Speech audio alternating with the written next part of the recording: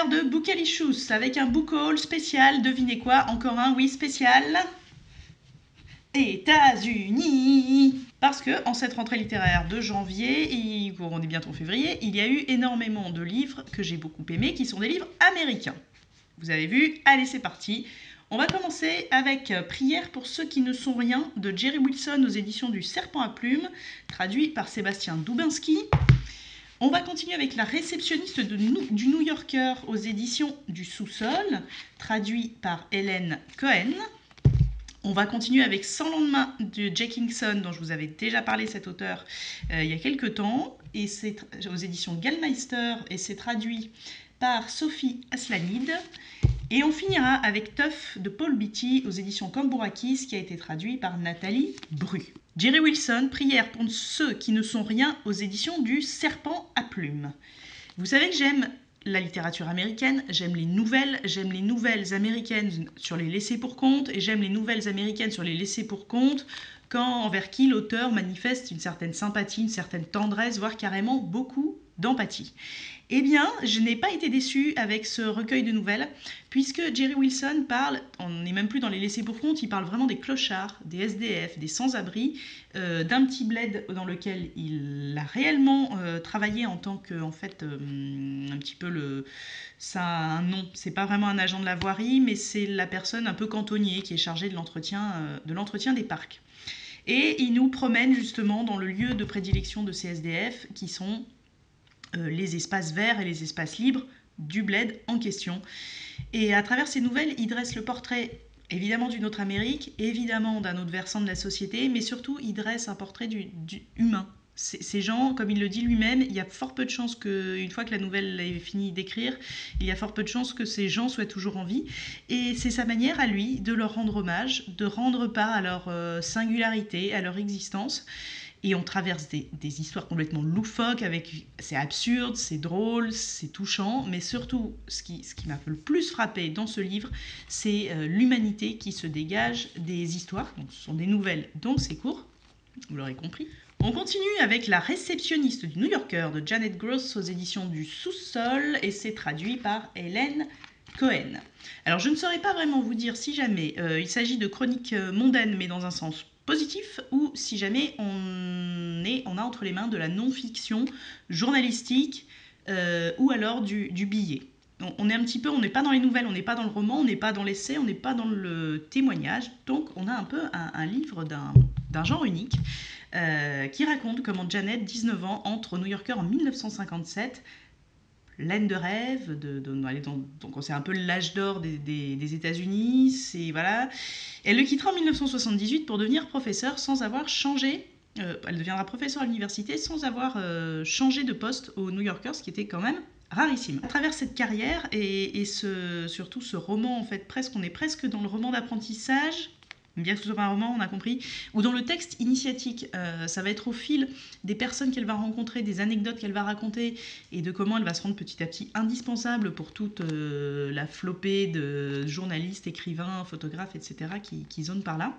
Comment elle va apprendre les rapports sociaux, comment elle va devenir intime avec certains, et surtout comment elle témoigne d'une époque qui est quand même le New York des années 60 à la fin des années 70, comment la société évolue, comment les rapports changent. Et c'est en ça qu'on est là. Pour ça, au début de chronique, je disais que c'était positif de dire que c'était une chronique mondaine, parce que c'est en se servant de l'extérieur que Janet, du grand, elle arrive au plus petit, au singulier, et elle en dit très long sur l'époque, sur ce qui pouvait se jouer, sur quoi pouvaient se jouer certaines choses. Il y a un petit cynisme très moderne dans ce livre, et absolument aucune amertume, et au contraire, c'est plein de bon sens et d'observations très justes.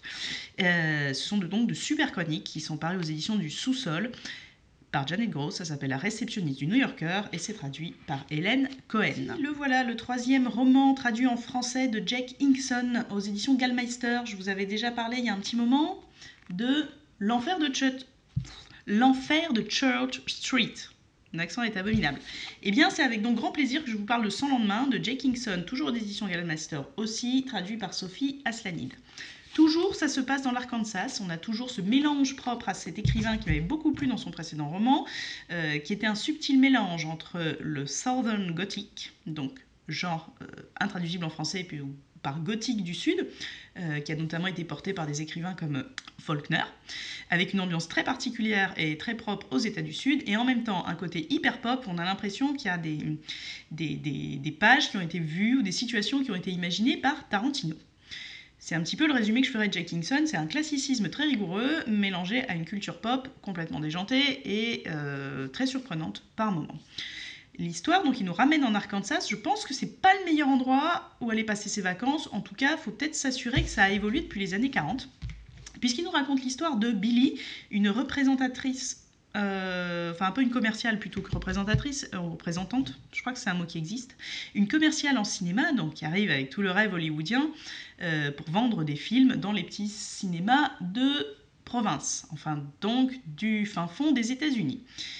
Elle va un petit peu s'attacher aux personnes auxquelles il n'aurait pas fallu s'attacher, faire un petit peu ce qu'il n'aurait pas fallu qu'elle fasse. Et encore une fois, il y a un rapport très particulier à la religion, à l'hypocrisie de la religion, à l'omniprésence et au poids de la religion dans le paysage rural américain, comme dans L'Enfer de Church Street, où les pasteurs et compagnie n'étaient pas très catholiques, c'est le moins qu'on puisse dire. Et bien ici, ça va être autre chose. Il y a encore beaucoup de suspense, beaucoup de subtilité. Ça décrit les années 40, les États-Unis des années 40. On a vraiment l'impression de ces images un peu avec les vieilles voitures. On a vraiment l'impression d'être baladé dans un vieux film. Un petit conseil, bien sûr, je ne spoile pas.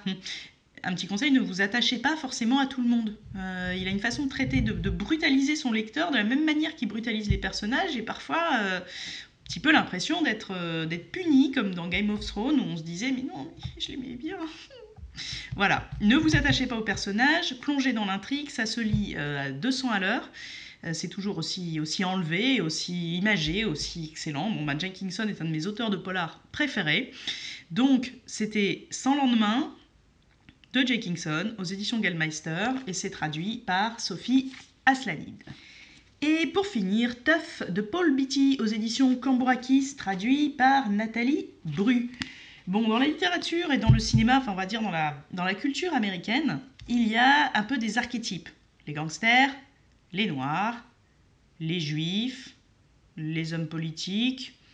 On est à peu près sur un quadriptyque de grands thèmes qui sont très souvent qu'on retrouve dans les films ou les livres américains. Et bien là, on a tout à la fois. Nous avons un certain Winston, qui est le fils d'un ex-Black Panther. Il s'appelle Tough, donc le Tough, ça parle de lui, qui est noir, qui est gros, qui est forcément un gangster, puisqu'il est noir et gros, et qui va étrangement échapper à un règlement de compte et qui va se convertir au judaïsme et à la politique. Tout ça dans l'East Harlem. Bon, dit comme ça, eh ben ça s'annonce assez loufoque quand même, ça s'annonce un peu bizarre. Eh bien, c'est exactement ce qui se passe. C'est un récit qui est complètement disjoncté et en même temps très bien mené. C'est ce qui est toujours étonnant chez Paul Beatty, c'est cette espèce de façon de balader son lecteur, de l'emmener dans c'est qu'on a l'impression de monter en voiture en fait avec quelqu'un sans du tout savoir où il va nous mener, quelqu'un de très sympathique, qui parle très bien, qui a un sens de la narration hyper poussé, qui adore ses personnages, qui adore leur en faire voir de toutes les couleurs, qui, sous couvert d'humour, ne se gêne pas pour passer un coup de décapant sur les archétypes précités, puis c'est pas seulement la société américaine qui en prend pour son grade, c'est en même temps chaque sous-catégorie qui constitue une société, dénature pas mes propos. Il y a même les handicapés, les gros qui en prennent pour leur grade. C'est absolument sans aucune bienséance, mais avec beaucoup de bienveillance. Donc là aussi, c'est très tendre, c'est très différemment de Jerry Wilson, puisque c'est beaucoup plus burlesque, on va dire.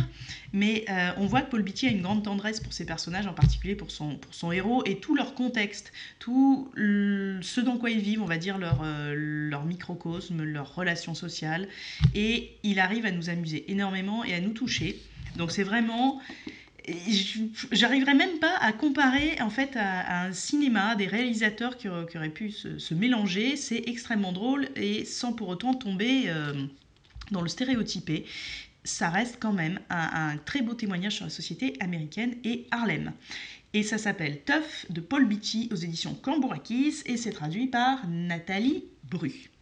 On va faire un petit récap pour voir si vous avez suivi. Je vous ai parlé de Prière pour ceux qui ne sont rien de Jerry Wilson aux éditions du Serpent à Plumes. Je vous ai parlé de La réceptionniste du New Yorker de Janet Gross aux éditions du Sous-sol.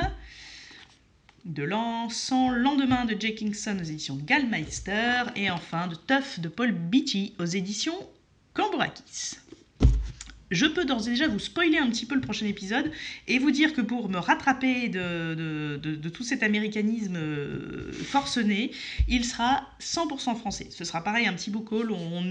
Je suis à mi-chemin entre les book hauls et les épisodes parce que j'aime bien... sinon c'est frustrant de parler que d'un seul livre en fait. Et puis voilà, ça me permet de me prendre la tête à chercher des thématiques. Donc le prochain sera 100% français. Ce seront des livres qui sont sortis récemment aussi. Et en attendant, vous pouvez aller dévaliser votre libraire pour tous ces jolis livres. Et je vous dis à très bientôt. Merci d'être là. Continuez de lire. Ciao, ciao.